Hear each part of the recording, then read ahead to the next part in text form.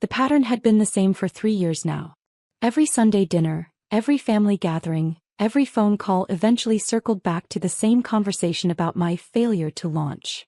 At 31, I was supposedly the family disappointment, the one who refused to get a real job, and instead spent my days playing with cameras, as Mom so eloquently put it. "Sarah, you need to face reality," Dad would say, cutting into his roast beef with the precision of a man who'd spent 40 years in accounting. "This documentary thing you're doing, it's been 3 years. When are you going to admit it's not working?" Mom would nod vigorously, her perfectly styled hair catching the dining room light. "Your cousin Jennifer just got promoted to senior marketing manager. She has a 401k, Sarah. Health insurance. A future." I'd learned not to argue. Not to mention the film festivals, the small grants, the slowly building recognition in documentary circles. They saw my second-hand equipment, my cluttered apartment, my irregular schedule, and concluded I was wasting my life. What they didn't see was the investigation that had consumed 3 years of my life. The story that was about to change everything. The documentary had started as a local interest piece about urban development. I'd noticed patterns in city planning decisions, certain properties being rezoned just before major developments were announced, certain contractors always winning bids despite higher quotes. What began as curiosity about small-time corruption had uncovered a network spanning 5 states, involving federal contracts worth $2.3 billion. But explaining this at family dinners felt impossible. How do you tell your parents who've never understood your work that you've been documenting evidence of organized fraud that reaches into congressional offices? How do you explain that the reason you've been broke for 3 years is because you've spent every available dollar on travel, equipment, and legal consultations to ensure your evidence would stand up in court? The Williams family has always been practical, Grandma Rose would remind me during these conversations, her voice carrying the weight of immigrant wisdom. Your grandfather didn't build his business by chasing dreams. He worked hard, saved money, built something real. My brother Michael, 2 years younger and already a successful corporate lawyer, would usually chime in with what he considered helpful advice. "Sarah, I could get you interviews at several firms. Administrative assistant, maybe paralegal if you went back for certification. Something with steady income." The irony wasn't lost on me that Michael's law firms specialized in municipal contracts. The same type of contracts my investigation was exposing. But I'd learned to keep that detail to myself. The fewer people who knew the scope of what I was working on, the better. The breaking point had come 6 months earlier during Easter dinner. Mom had introduced me to her book club friends as our daughter who's still figuring things out. The pity in their eyes was unmistakable. One of them, Mrs. Patterson, had even pulled me aside later to suggest I consider teaching. "It's steady work," she'd said, patting my arm maternally. "And you'd have summers off to pursue your little film hobby." That night, I'd sat in my apartment editing footage of a city councilman taking an envelope of cash from a contractor, and I'd wondered if they were right. Maybe I was delusional. Maybe I was wasting my life chasing a story that would never see the light of day. But then the breakthrough had come.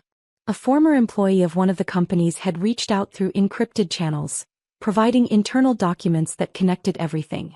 Suddenly, my 3 years of scattered evidence formed a complete picture of systematic fraud. I had names, dates, amounts, recorded conversations, and documentary proof of a conspiracy that had stolen millions from taxpayers. The first call had come from ProPublica. Then the Washington Post. Within 2 weeks, I was fielding inquiries from major news organizations, film distributors, and documentary streaming platforms. The story was bigger than I'd imagined, and my documentation was more comprehensive than anyone expected. But I hadn't told my family. How could I? They'd been so consistent in their dismissal that I'd learned to compartmentalize completely. At family gatherings, I was still the failure who played with cameras. In my professional life, I was becoming known as the documentary filmmaker who'd single-handedly exposed one of the largest municipal fraud rings in modern history. The cognitive dissonance was exhausting. Sitting through lectures about responsibility and maturity while knowing that federal prosecutors were using my footage as evidence in what would become a major RICO case. Nodding along to suggestions that I get a job at the post office while Hollywood producers were competing for distribution rights to my film. This Sunday's dinner had followed the familiar script until my phone rang during dessert. Earlier that week, the Academy had announced the nominees for Best Documentary Feature. I'd known my film Concrete Conspiracy. A 3-year investigation was being considered, but I hadn't expected the call to come during cherry pie at Mom and Dad's dining room table. "Your film thing isn't working," Dad had just finished saying, gesturing with his fork for emphasis. 3 years, Sarah. 3 years of this hobby, and what do you have to show for it? Mom had nodded emphatically. Mrs. Henderson's daughter started as a receptionist and now she manages the whole office. That's progress. That's building something.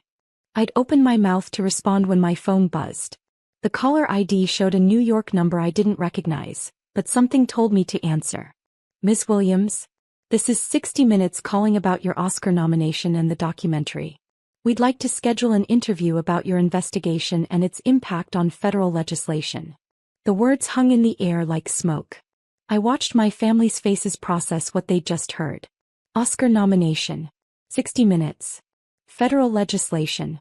Dad's fork had frozen halfway to his mouth, a piece of cherry pie sliding slowly back onto his plate. Mom's coffee cup sat forgotten in her hands, cooling rapidly as she stared at me with an expression I'd never seen before. "I'm sorry," the voice on the phone continued. "Did I catch you at a bad time?" "No," I said, finding my voice. "This is perfect timing, actually." The silence stretched across the dining room like a physical presence. My brother Michael had gone completely still, his legal mind probably already calculating the implications of what he'd just heard.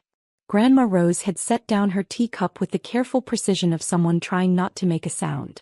"We're particularly interested in discussing how your 3-year investigation led to the federal indictments announced this morning," the producer continued, her voice carrying clearly in the sudden quiet of the dining room. 17 people charged, $2.3 billion in fraudulent contracts exposed, and 3 congressional ethics investigations opened. It's remarkable work. I stepped away from the table, walking toward the kitchen where I could speak more privately, but the open floor plan meant every word was audible to my family. "The impact has been beyond what I expected," I said into the phone, watching my parents' reflections in the kitchen window. "When I started documenting irregularities in municipal contracts 3 years ago, I thought I might have a story about small-time corruption. I never imagined it would lead to federal RICO charges." Behind me, I heard Dad's sharp intake of breath. "Your documentation was cited specifically in the federal prosecutor's statement," the producer continued. "They said without your footage and financial analysis, they wouldn't have had sufficient evidence to bring charges. How does it feel to know your work directly led to justice for taxpayers who were defrauded?" I turned back toward the dining room where my family sat frozen in tableau. "It feels like 3 years of work finally paid off," I said simply. The producer laughed. "I imagine your family is proud. This kind of investigative journalism is exactly why documentary filmmaking matters. Would Thursday work for the interview? We'd like to film at your apartment if possible. Show the workspace where you compiled all this evidence." After hanging up, I returned to the dining room where the silence had taken on a different quality. Not the judgmental quiet that usually followed their lectures about my life choices, but something closer to shock. Dad cleared his throat first. "Sarah, I think we need to talk." "About what?" I asked, sitting back down and picking up my fork. Mom's voice was smaller than I'd heard it in years.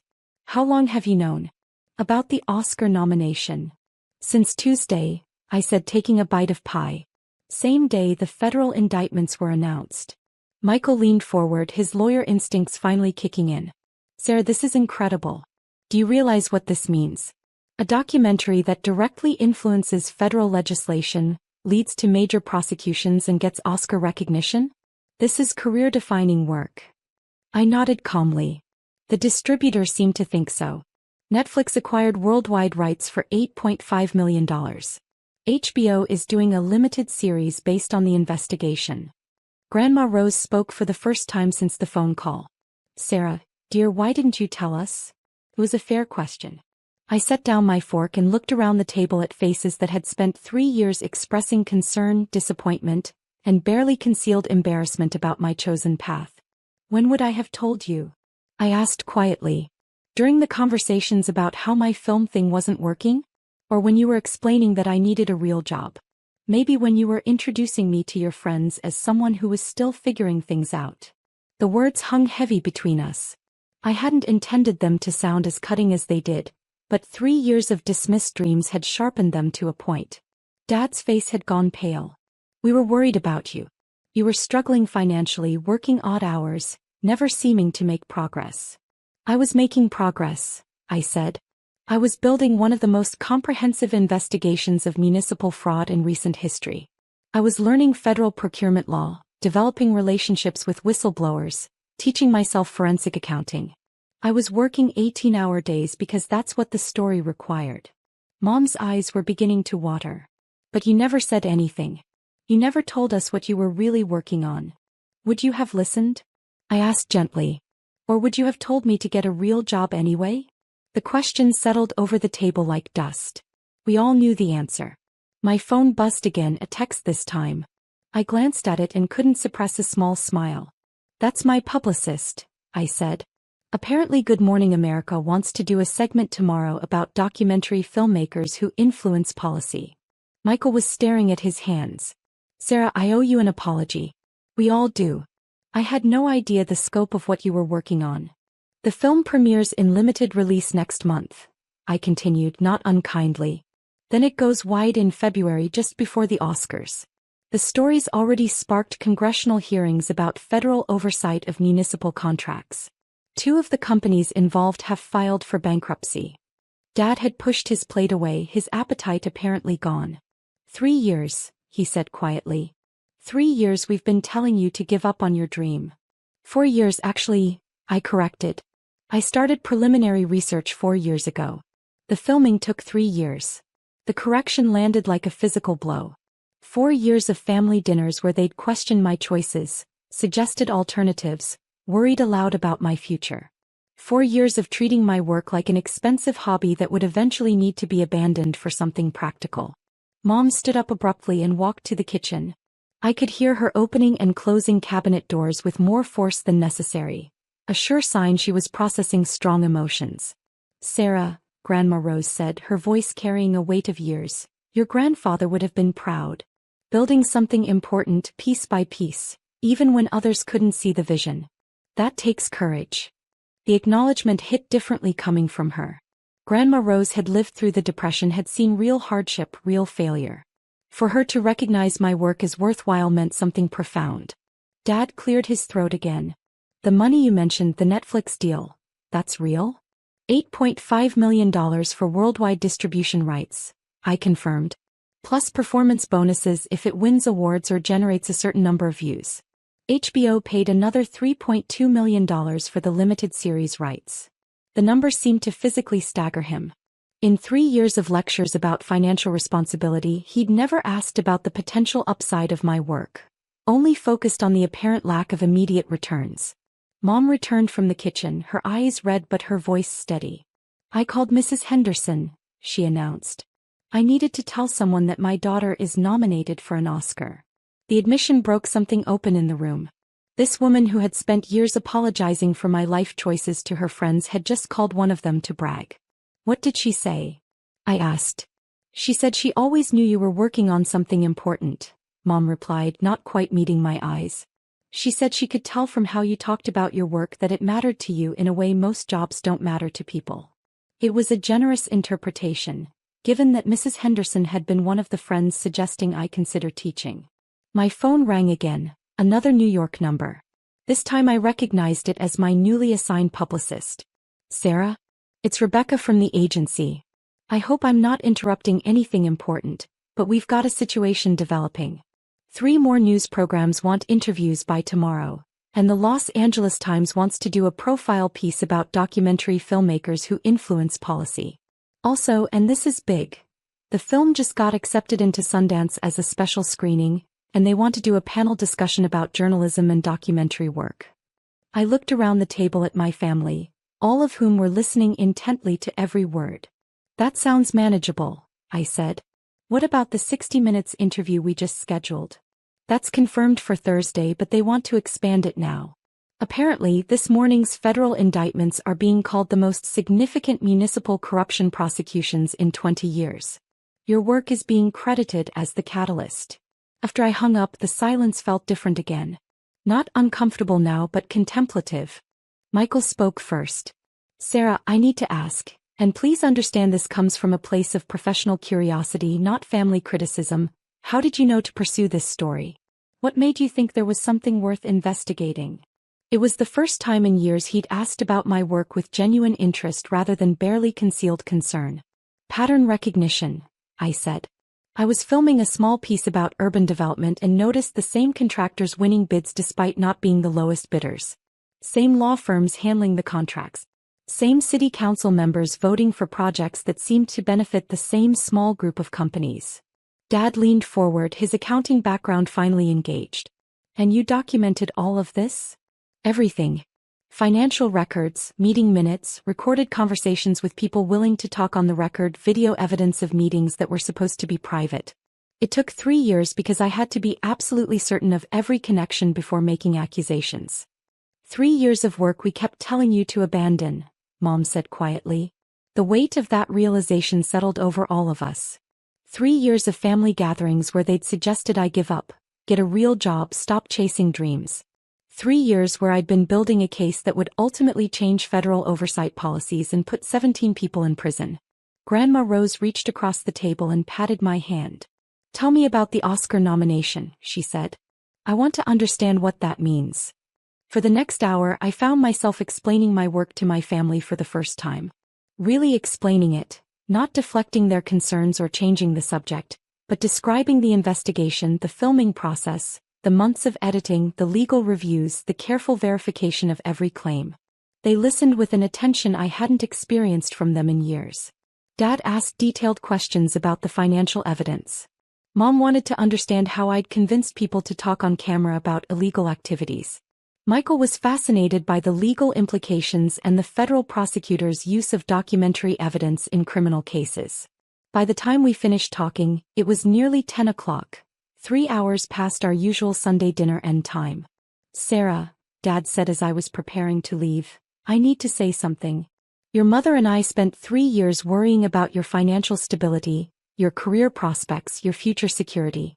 We thought we were being responsible parents by encouraging you to consider more traditional paths. He paused, looking older than I'd seen him look before.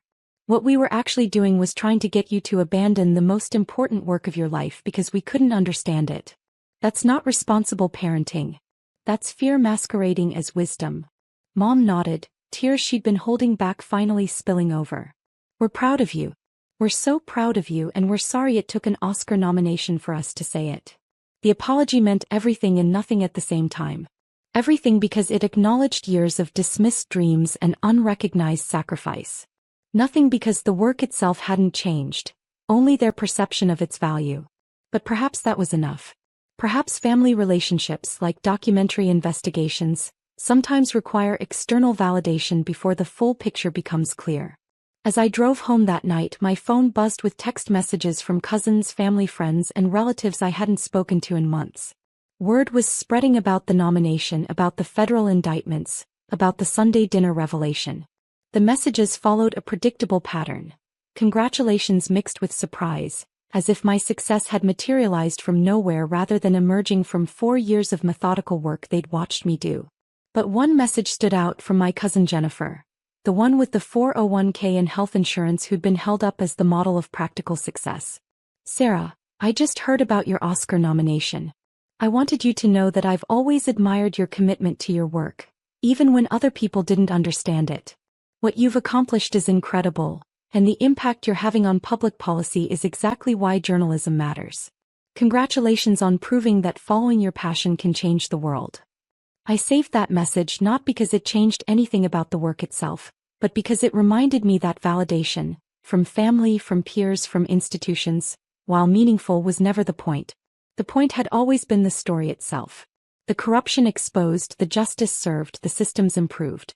The Oscar nomination was wonderful, the family recognition was healing, but the real measure of success was in the federal indictments announced that morning and the reforms that would follow.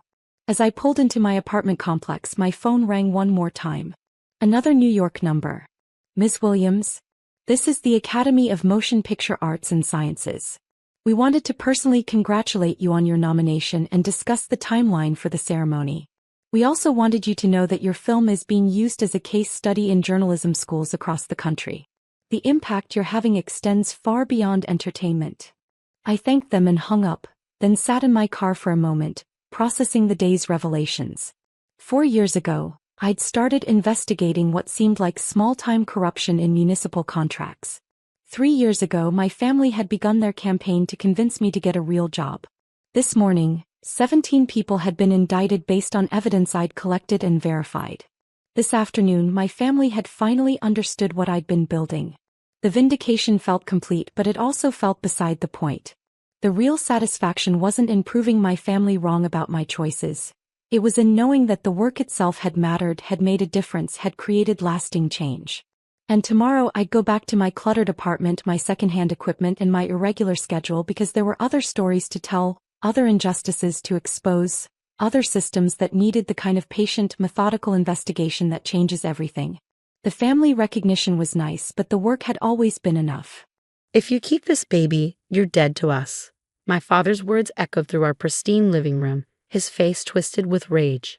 I instinctively wrapped my arms around my swollen belly, protecting the life growing inside me. At 22, I stood in my childhood home, facing the ultimatum that would change everything.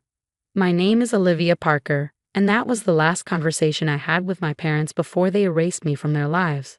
The prestigious Parker family couldn't handle the scandal of their unmarried daughter choosing to be a single mother. My ex-boyfriend had disappeared the moment I told him I was pregnant, and my parents expected me to handle the situation quietly, their euphemism for termination.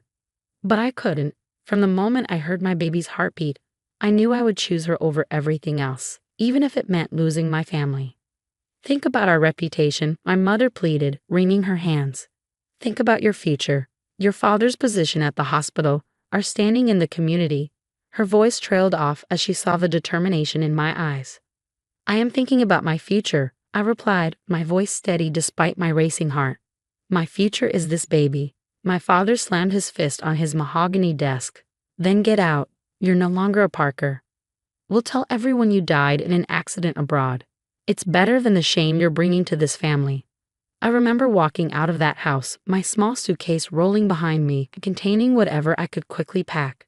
The perfectly manicured lawn, the imported flowers in their precise rows, the golden afternoon light catching on the windows.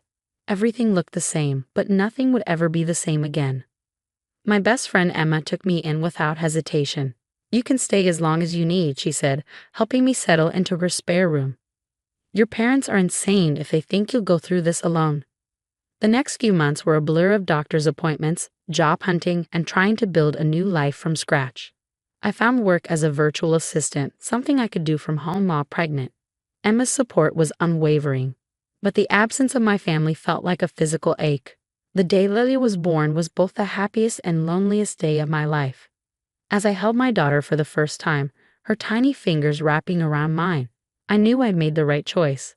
But part of me still wished my mother was there, that my father would burst through the door with balloons and stuffed animals, proud to be a grandfather.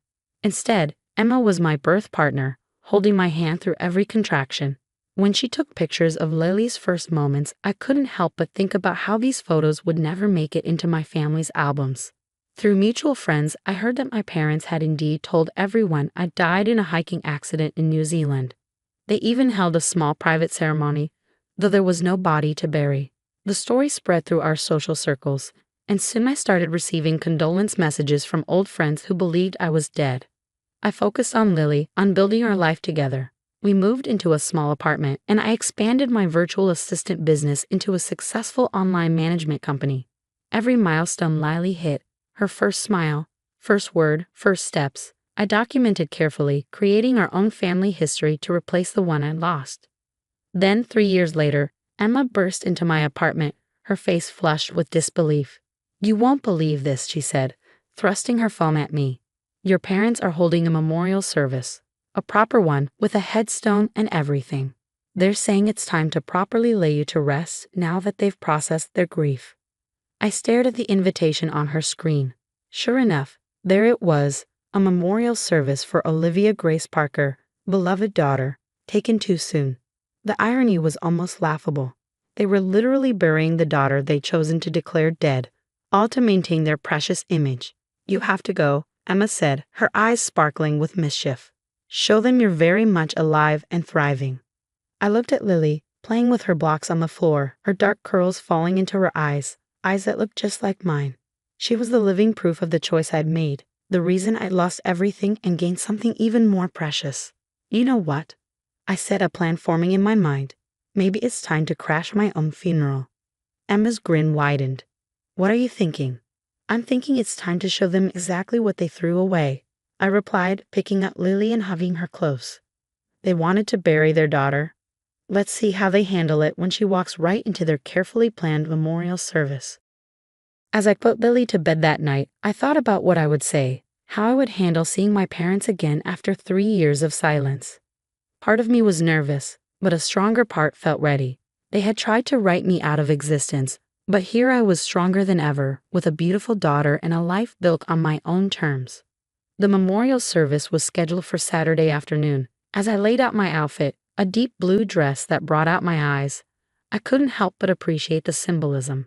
They were trying to bury the old Olivia, but I wasn't that person anymore anyway. I was someone stronger, someone who had chosen love over fear, truth over appearance, and real family over false perfection. I looked at the invitation one more time, running my fingers over the embossed letters of my name. Soon, I would walk into my own funeral with my daughter in my arms, living proof that sometimes choosing your own path, no matter how difficult, leads to the most beautiful destinations. Little did my parents know, their perfect memorial service was about to become very, very memorable. Standing outside the funeral home, I adjusted Lily's white dress and took a deep breath. Through the windows, I could see people gathering, familiar faces from my old life, all dressed in black, here to mourn someone who wasn't actually dead. Ready? Emma whispered beside me, squeezing my hand. She looked elegant in her black dress, playing the part of a mourner perfectly. As I'll ever be, I replied, lifting Lily into my arms. Remember the plan. Emma nodded. I go in first, blend in with the crowd. You wait until your father starts his speech, then make your entrance. She grinned. This is going to be epic. I watched her slip inside, then moved closer to the window. The room was filled with flowers, white lilies everywhere, my supposed favorite. In reality, I'd always preferred sunflowers, but that was just one more thing my parents had gotten wrong about me. A large portrait of me from my college graduation stood on an easel next to an empty urn. I almost didn't recognize myself in that photo. The perfectly styled hair, the forced smile, the weight of expectations in my eyes. I hugged Lily closer, grateful for how far I'd come from that version of myself. Mama, why are there so many people? Lily whispered, her small hand playing with my necklace. They're here to see something special, baby, I told her, kissing her forehead. Remember what we practiced? She nodded solemnly. I'm a surprise. Through the window, I watched my father take his place at the podium. My mother sat in the front row, dabbing at her eyes with a monogrammed handkerchief. The performance had begun. We gather here today, my father's voice carried clearly, to finally lay our beloved daughter to rest. 3 years ago, we lost Olivia in a tragic accident. That was my cue. I shifted Lily to my hip, squared my shoulders, and walked to the entrance. The heavy doors opened silently as I stepped inside. She was always the perfect daughter, my father continued, his voice thick with manufactured emotion. Someone who understood the importance of family, of tradition, of... Sorry I'm late to my own funeral. My voice rang out clear and strong. Traffic was terrible. The reaction was immediate. Gasps echoed through the room. Someone dropped a glass. My mother's handkerchief fluttered to the floor as her hand flew to her mouth. My father froze mid-sentence, his face draining of color as he stared at me, or more specifically, at Lily, who chose that moment to wave cheerfully at the crowd. Hi, she called out. I'm Lily. The silence that followed was deafening. I walked slowly down the aisle, aware of every eye in the room on us. Emma, standing near the back, was barely containing her glee. What is the meaning of this? My father finally sputtered, gripping the podium so hard his knuckles turned white. Well, I heard you were holding a memorial service for me, I said, my voice carrying clearly through the stunned silence. I thought it would be rude not to attend, although I have to say the white lilies are a bit much. I always preferred sunflowers. Olivia, my mother's voice was barely a whisper. She stood up, swaying slightly. But, how? How am I alive? Well, that's simple. I never died. You just wish I had. I shifted Lily in my arms. Everyone, I'd like you to meet my daughter, Lily, the reason I was declared dead 3 years ago. Murmurs rippled through the crowd. I recognized faces from my past. My parents' friends, colleagues, people who had sent me birthday cards and graduation gifts. All of them manipulated into believing I was dead. This is inappropriate, my father announced, trying to regain control. Please, everyone. No, what's inappropriate is faking your daughter's death because you couldn't handle her making her own choices, I cut in. What's inappropriate is lying to everyone here because you cared more about your reputation than your own grandchild. Lily, sensing the tension, wrapped her arms tighter around my neck. Mama? She whispered, loud enough for the front rows to hear. Are these the mean people who made you sad? More gasps. My mother sank back into her chair, her face ashen. My father looked like he might explode. You need to leave, he growled, stepping down from the podium. You're ruining everything. Ruining what, Dad? Your perfectly crafted lie? The story you told everyone about your tragic loss? I stood my ground as he approached. I think these people deserve to know the truth. That you didn't lose a daughter, you threw one away. Is this true, Henry? A voice called from the crowd. I recognized Mrs. Thompson, my mother's oldest friend. Did you lie about Olivia's death? The facade was crumbling. I could see it in my father's face, in the way my mother couldn't meet anyone's eyes. The perfect image they'd worked so hard to maintain was shattering around them. Look at her, I continued, addressing the room. Look at my daughter. The grandchild they never wanted to meet. The reason they erased me from their lives. Was she worth throwing away your daughter for? Lily, as if on cue, gave everyone her brightest smile, the same smile that lit up my world every morning. I saw several people in the crowd knelt at the sight of her, while others looked at my parents with growing horror. I think, Emma spoke up from the back, this memorial service just turned into a celebration. Olivia isn't dead. She's thriving. And I, for one, am glad everyone finally knows the truth. I caught her eye and smiled. This was more than just crashing a funeral. It was reclaiming my narrative, exposing the lies, and showing everyone exactly what my parents had chosen to throw away. The perfect memorial service had become the perfect revelation, and there was no going back now. The next few minutes were a mess. People left in groups, some glaring at my parents, others hugging me and meeting Lily. Mrs. Thompson stayed, holding my hand with tears in her eyes. I always doubted the accident story, she said softly. You look amazing, dear, and your daughter is beautiful. My mother sat frozen while my father stood in the corner, angrily whispering into his phone. The memorial had fallen apart, but that was fine because the truth had finally come out. Mama, can we go home now? Lily asked, yawning. She was exhausted. Soon, baby, I said, then looked at my parents. I didn't come here to hurt you. I came because the truth mattered. You erased me instead of accepting my daughter. That's your choice to live with. My mother took a shaky step toward us. Olivia, wait, she whispered. She looks just like you did at that age. You wouldn't know, I said. You missed those years. By choice. As I turned to leave, my father's voice boomed. You had no right. We gave you everything and you threw it away for this? I snapped. No, Dad. You threw it away. You chose reputation over family. You missed her first steps, her first words. You missed being grandparents. Lily wiped away my tears. Don't cry, Mama. We have Emma and Mr. Whiskers. I laughed through my tears. You're right, baby. We have all the family we need. Emma took Lily from my arms. I'll get her in the car. I looked at my parents, my father, red with anger, and my mother, crying as she stared at the spot where Lily had stood. They looked smaller, less powerful than before. I'm not dead, I said. I'm happy. I have a daughter, a business, and people who love me. I didn't come for forgiveness. I came to show that choosing love over fear was the best decision I ever made. Please, my mother whispered. Don't go. Not again. I never left. You pushed me away. Until you accept both of us, nothing will change. I walked outside. Emma stood by the car, Lily already asleep. As I stepped away from that building, the past felt lighter. 3 days later, I got sunflowers. The card read, You always did prefer these. Mom. A week later, an email came from my father's private account. A picture of me at 3, holding a stuffed rabbit. The message. Lily looks just like you. I was wrong. They weren't grand gestures, just small cracks in the wall they had built. One evening, as Lily watered her little garden and herself, I had a realization. The daughter my parents wanted, the obedient one, was gone. In her place was someone stronger. Mama, look. Lily held up a tiny tomato. I made food. I scooped her up, laughing. Yes, baby, you made something beautiful grow. And so had I. Emma texted about brunch. Mr. Whiskers curled around my feet. This was my family, imperfect, chosen, but full of love.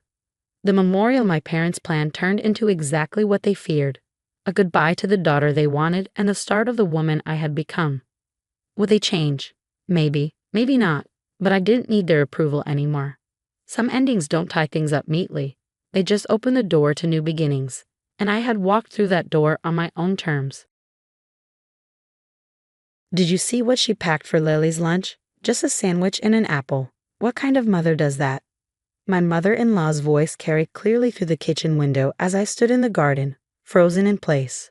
She was talking to my sister-in-law, Amanda, probably thinking I couldn't hear them. I know, Amanda replied. And she's always working on her laptop while Lily does homework. No proper supervision at all. I gripped my gardening shears tighter, willing myself not to react. This wasn't the first time I'd overheard Margaret and Amanda criticizing my parenting, and it probably wouldn't be the last. My name is Emma Sullivan, and at 34, I'm apparently the worst mother in the world. At least according to my mother-in-law.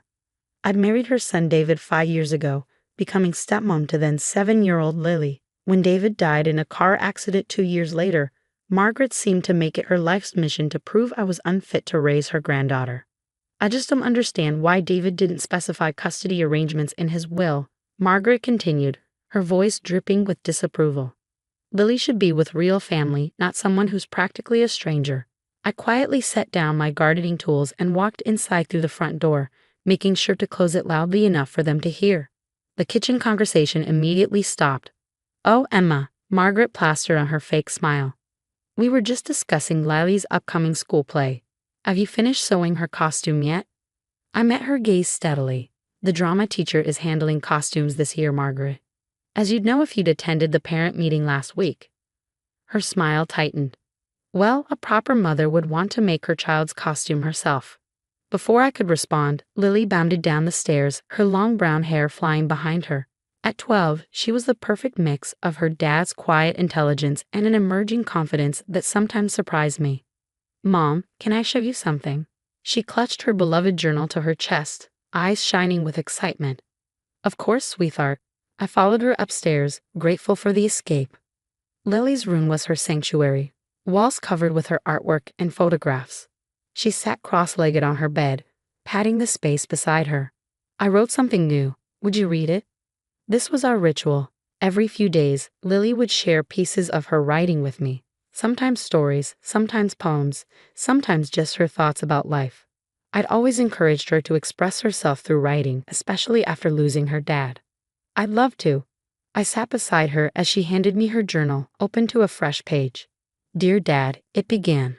Mom and I planted your favorite sunflowers today. She says they're like tiny suns, reaching up to say hello to you. I think she's right. My throat tightened as I read. Lily had been writing letters to David in her journal for months now, processing her grief in her own way. Each one was beautiful and heartbreaking and full of hope. It's beautiful, Lily, I said when I finished reading. Your dad would love it. She beamed at me. Do you think I could write more? Like, maybe a whole book of letters? I think that's an amazing idea. I pulled her close, breathing in the familiar scent of her strawberry shampoo. You can write anything you want. A sharp knock interrupted our moment. Margaret stood in the doorway, lips pursed. Lily, dear, it's time for your piano lesson. Emma, I'll take her today. You probably have work to do anyway. The way she said work made it sound like a character flaw. I bit back a retort, reminding myself that engaging would only make things worse. But Lily surprised us both. Actually, Grandma, I want to stay home and write today. Mom's helping me with something important. Margaret's face darkened. Writing? In that little book of yours? Lily, you need proper activities, not just scribbling all day. Your mother's letting you waste too much time on this nonsense. I felt Lily stiffen beside me. She clutched her journal tighter, and I saw something flash in her eyes.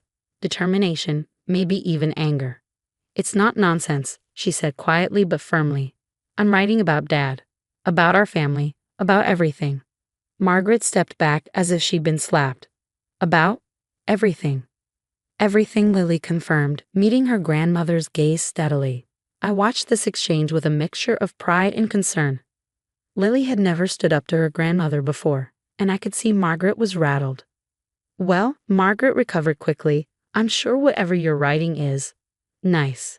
But piano is more important for your future. Come along now." "No." Lily's voice was stronger now. "I'm staying here with Mom. We have work to do." Margaret turned to me, eyes blazing. "This is your influence, isn't it? Turning her against proper activities against her family? I knew letting her stay with you was a mistake. Wait until everyone hears about this." She stormed out, her footsteps thundering down the stairs. Moments later, the front door slammed.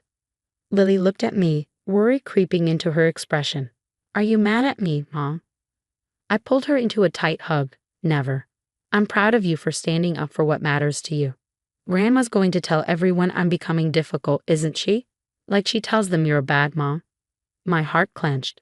I hadn't realized Lily knew about Margaret's rumors. "Probably," I admitted. "But the truth has a way of coming out eventually." Lily nodded, opening her journal again. "That's why I'm writing everything down. Every single thing, because somebody needs to tell her real story." Looking at her then, I saw something I hadn't noticed before. A strength that went beyond her 12 years, a determination to set things right in her own way. I had no idea then that her journal would change everything, that her words would reach far beyond our little family drama.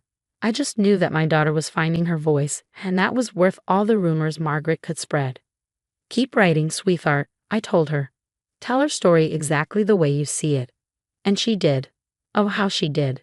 3 months after Lily's confrontation with Margaret, things had gotten worse. The rumors about my parenting spread like wildfire through the family and even into our small community. Margaret had always been influential in local social circles, and her words carried weight. "I heard she leaves Lily alone until midnight while she dates men online," one mom whispered at school pickup. "My cousin told me she spends all the insurance money on herself," another chimed in. I kept my head high, focusing on what mattered. Lily was thriving, despite or perhaps because of our unconventional life together. Every evening, we'd sit in our cozy living room, sharing stories about our day. She'd write in her journal while I worked on freelance articles, both of us comfortable in our quiet companionship. But one rainy Tuesday changed everything. "Mom." Lily burst into my home office, nearly tripping over her backpack. "Mrs. Peterson wants to talk to you. About my journal." I followed her downstairs where her English teacher waited. A tall woman with kind eyes, Mrs. Peterson had always supported Lily's writing. "Emma," she smiled warmly, "I hope you don't mind me stopping by. I had to show you something." She pulled out a literary magazine. I submitted one of Lily's journal entries to Young Writers Quarterly, with her permission, of course. My hands trembled as I opened the magazine to the marked page. There it was, Lily's letter to her dad about the sunflowers, printed in a national publication. "But that's not all," Mrs. Peterson continued. "The editor called me personally. They want to see more. They think Lily's journal could be a book." I sat down hard on the nearest chair. "A book? A real book, Mom?" Lily bounced with excitement. "About us? About everything." Everything. The word echoed in my mind. Every moment of grief, joy, and resilience we'd shared. Every subtle dig from Margaret, every whispered rumor, every triumph we'd celebrated quietly together. The editor believes Lily's perspective on losing a parent, gaining a stepmother, and navigating family dynamics could help other kids in similar situations, Mrs. Peterson explained. Her voice is extraordinary. That evening, after Mrs. Peterson left, Lily and I sat together reviewing her journal entries. Her words painted our life in vivid detail. The way we'd cook dinner together while dancing to David's old records, our weekend adventures exploring hiking trails, the quiet moments when grief caught up with us and we'd hold each other tight. She'd also written about Margaret's constant criticism, but not with anger. Instead, she described her grandmother's actions with a child's clear-eyed perception. Grandma thinks love is like a pie, where giving some to one person means less for everyone else. But Mom taught me love is like a garden. The more you tend it, the more it grows. As we read, my phone buzzed repeatedly. News of the potential book deal had reached Margaret. "How dare you exploit my granddaughter for money?" her text read. "This is exactly the kind of attention-seeking behavior we've come to expect from you." I showed the message to Lily, who took my hand. "Should we stop?" I asked her. "We don't have to do this if it's going to cause more problems." She shook her head firmly. "Remember what you always tell me? The truth matters. And this is our truth, Mom." Over the next few weeks, Lily worked with an editor to shape her journal entries into a cohesive narrative. She titled it Sunflowers for Dad, Letters from a Not-So-Broken Family. Margaret's campaign against us intensified. She called family meetings, which we weren't invited to, contacted school administrators with concerns about Lily being exploited, and even tried to consult a lawyer about stopping the publication. But Lily remained undeterred. Each attempt to silence her story only made her more determined to tell it. "You know what's funny, Mom?" she said one night as we reviewed the final manuscript. "Grandma thinks she's protecting our family's reputation, but she's really just scared of the truth." "What truth is that, sweetheart?" She looked up at me, her eyes wise beyond her years. "That family isn't about who you're born to. It's about who loves you enough to let you be yourself." The first advance copy of the book arrived on a sunny Saturday morning. Lily's hands shook as she opened the package, revealing a beautiful hardcover book with a sunflower on the cover. We sat together on the porch swing, turning pages in silence, both crying and laughing at the memories captured in her words. She told our story with such honesty and grace, acknowledging the pain of loss while celebrating the joy we'd found in building our new life together. The final chapter was a letter addressed to both David and me. "Dear Dad and Mom, sometimes people think because we're not a normal family, we must be broken. But we're not. Mom taught me that families are like your favorite sunflowers. They can grow in unexpected places, face whatever direction feels right, and still reach for the light." I hugged Lily close, overwhelmed with pride and love for this remarkable girl who'd found such a powerful way to stand up for our family. That evening, a car pulled into our driveway. Margaret stepped out, holding what looked like an advance copy of the book. Lily squeezed my hand. "Ready, Mom?" I nodded, knowing that whatever came next, we'd face it together. Just like we always had. Our not-so-broken family of two, standing strong in the light. Margaret stood at our door, the book clutched against her chest. Her usual mask of superiority had cracked, revealing something I'd never seen before. Uncertainty. "Can we talk?" she asked, her voice lacking its usual sharp edge. Lily stepped forward. "We can sit in the garden, Grandma, by the sunflowers." The three of us made our way to the wooden bench nestled among the towering yellow blooms. It was sunset, and the golden light caught the flowers just right, making them seem to glow from within. "I read it," Margaret said finally, running her hand over the book's cover. "All of it, twice." "And?" Lily's voice was steady, though I felt her hand slip into mine. Margaret paused, seeming to struggle with her words. "I never saw it this way, through your eyes."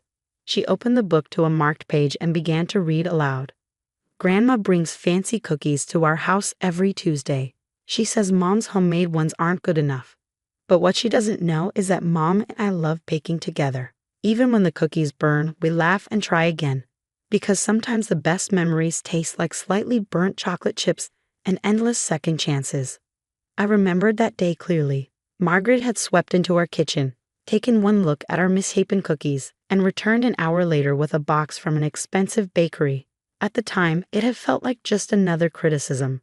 But Lily had transformed it into something else entirely, a testament to the joy we found in our imperfect moments together. "There's more," Margaret continued, her voice wavering. She flipped to another page. "Mom keeps all of Dad's pictures up. Not because she's stuck in the past, like Grandma says, but because she knows memories aren't something to hide. They're part of our story, just like the new pictures we add every month are part of our story. Our walls are like a map of love, showing where we've been and where we're going." Tears rolled down Margaret's cheeks now, dropping onto the pages. I thought I was protecting Lily, protecting David's memory, but I was wrong, wasn't I? Lily reached out and took the book from her grandmother's hands. You know what Dad used to say about the sunflowers, Grandma? That they're brave because they keep turning toward the light, even on cloudy days. He did love these flowers, Margaret whispered. He planted them every spring. And now Mom and I plant them, Lily said. Not to replace him, but to remember him. Just like Mom didn't replace you in my life. She just gave me more love to grow with. The sound that escaped Margaret was somewhere between a laugh and a sob. When did you get so wise, little one? Mom says I get it from Dad. Lily smiled. But I think maybe I learn it from all of you, even from the hard stuff. Margaret turned to me then, her eyes red but clear. Emma, I have been horrible to you. All these years I was so afraid of losing my connection to David, to Lily. I couldn't see that you were keeping his memory alive in the most beautiful way. By letting Lily be herself, I said softly. By helping her write her own story. The book was already gaining attention. Early reviews praised its honest portrayal of grief, blended families, and the courage to stand up for one's truth. But sitting here, watching Margaret finally understand what Lily and I had built together, felt like the real victory. The book comes out next week, Lily told her grandmother. Will you come to the launch party? I'm doing a reading. Margaret looked surprised, then deeply moved. You'd want me there? After everything? You're part of our story too, Grandma. The hard parts and the good parts. They all matter. That evening, after Margaret left, Lily and I sat on the porch swing, watching the stars emerge. Do you think things will be different now? She asked. I think they already are, sweetheart. I kissed the top of her head.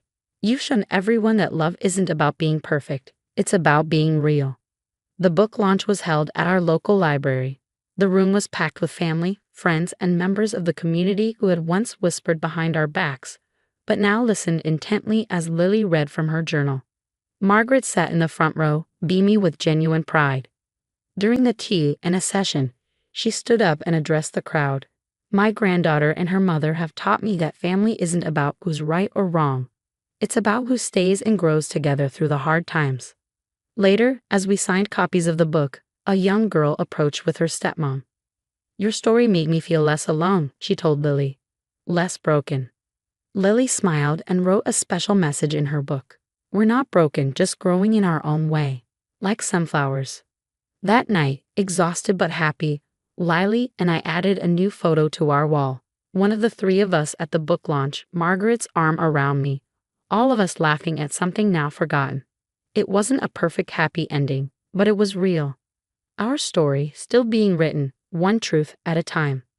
6 months later, Sunflowers for Dad hit the bestseller list.